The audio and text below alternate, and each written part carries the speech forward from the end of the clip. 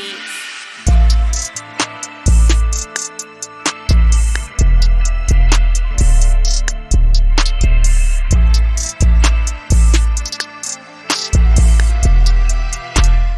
Two lovely ladies, man, doing their thing in the podcasting industry right now. Been there, done their thing athletically. Some still doing the thing athletically. You know what I mean? I want y'all to give it up for my peoples, man. Sherry and Labrinthia, aka BB. What you want to go by? Hey, listen, you can call me B. Everybody call me B, so B's cool. I've never ever called you Labrinthia. Like now that I think about it. Nobody does. It's either LB, Brinthia, or B. So Yeah, okay. I just wanted to make sure I had B's everything right. good. Sherry, what do you do? What up, D-Son? How you feel? I am wonderful. Just getting ready for our podcast tonight. So let's talk about that before we talk about anything. So what's going on? Let these people know what's going on with your podcast, man. What we doing?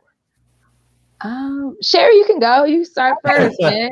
What we doing? Right, I do. I kick it off. So our podcast is She Said What She Said, and we interview badass women in the sports world and beyond. So we've had 3 episodes so far. We're having hundreds of viewers for each episode, which is awesome.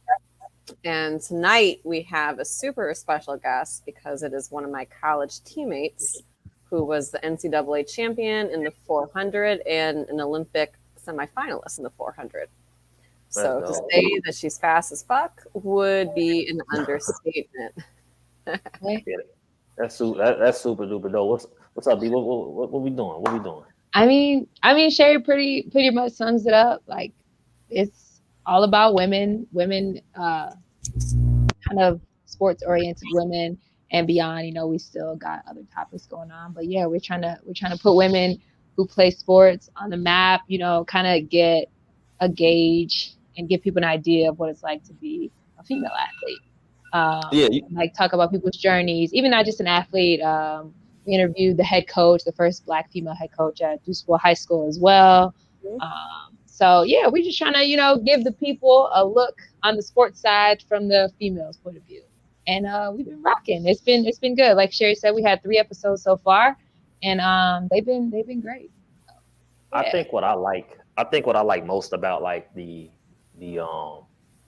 lane that you guys take with you guys show. I'm not sure, and I might have told you guys this off of camera before, but like it's very easy to like just do like a niche type of sports show and just be 2 gals, 2 women, 2 ladies, just talking sports, right? You know what I mean? Like just talking, basketball, WNBA, or things of that nature. But I like when you have shows or you have personalities, for lack of a better word, that kind of go beyond to try to find those sub niches like within that, So it could have been very easy for you guys to say, hey, we're just going to cover women's sports and just call it one, right? Right. women's athletics, WNBA, stuff of that nature. But you're saying, you know what, we want to cover the badass women, the badass personalities in their way, like their lane, what it took for them to get to where they need to be, because now you can use that kind of as like a vehicle and a motivational tool for other young ladies who kind of want to get in that realm. So I guess my next question is, how did you guys kind of like fall into that and say like, hey, like this is the lane that we want to take this, opposed to not just doing like the most traditional type of woman show, for lack of a better word? Yeah, I'll take that question. So I started on Chicago Clubhouse podcast, and the vision, they always wanted to have a women's show. They just weren't sure which. They were initially thinking that whole, just talk about WNBA, but that's a short season, right? And so when we were designing it, we were coming up with it, I really didn't want to focus just on professional sports women. First of all, there's not a ton of professional sports, right? That women.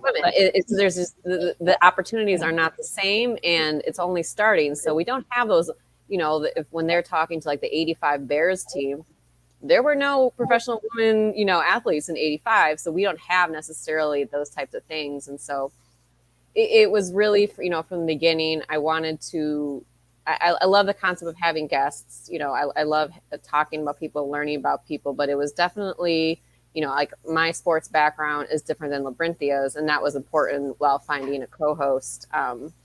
And also kind of leaving it when we're saying and beyond, because we don't want to limit ourselves. Like if we get, the opportunity to talk to someone that's not really in sports, but a woman doing something awesome, why would we limit ourselves? Absolutely. B, you want to? Yeah, and just to piggyback off that, we like seeing women do badass women. Yeah. You know what I'm saying? Yeah. Like we like seeing women do great things, entrepreneurs, all of that. So we definitely didn't want to, even though both of our backgrounds in sports, even though it is different, we definitely wanted to just have a platform for women, just, doing anything, having businesses, you know what I'm saying?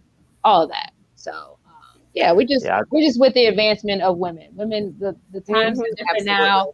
Women are able to do more. Like she said, we weren't able to, back then we weren't really playing sports, but now we're playing sports and doing a plethora of other things. So we just want to get the word out. You know what I'm saying? Women are changing. Like 2021 is a total different year. It's the year of the woman. I always say the future is female, man. We out here. We are out here. So let's talk about you guys. Athletic backgrounds real quick. Sherry, we can start with you.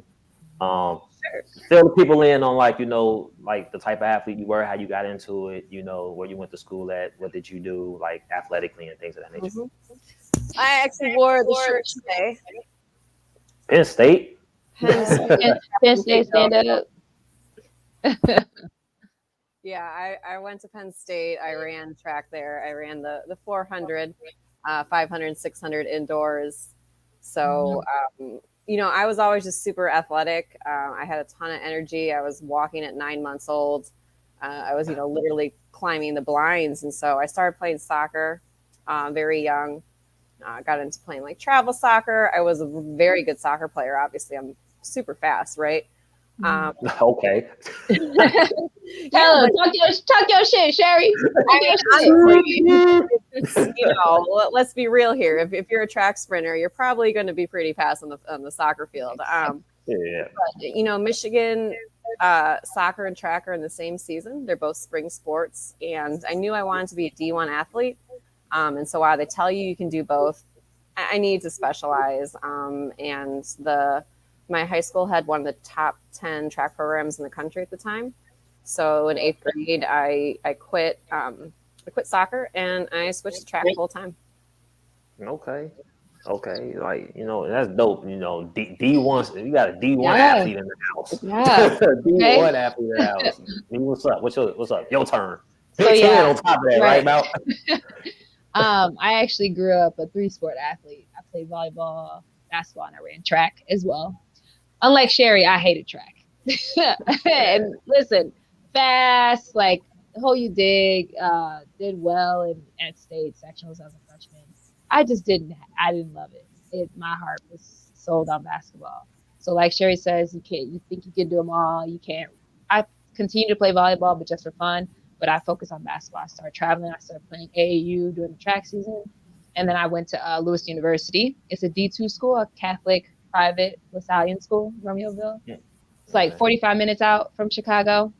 And I played there for 4 years, did well there, won a couple conference championships, ranked at one point, and then little small shit, little small shit, all conference, defensive, all very, whatever. Yeah. And then I played overseas in Iceland. I played basketball for a season there, did well there.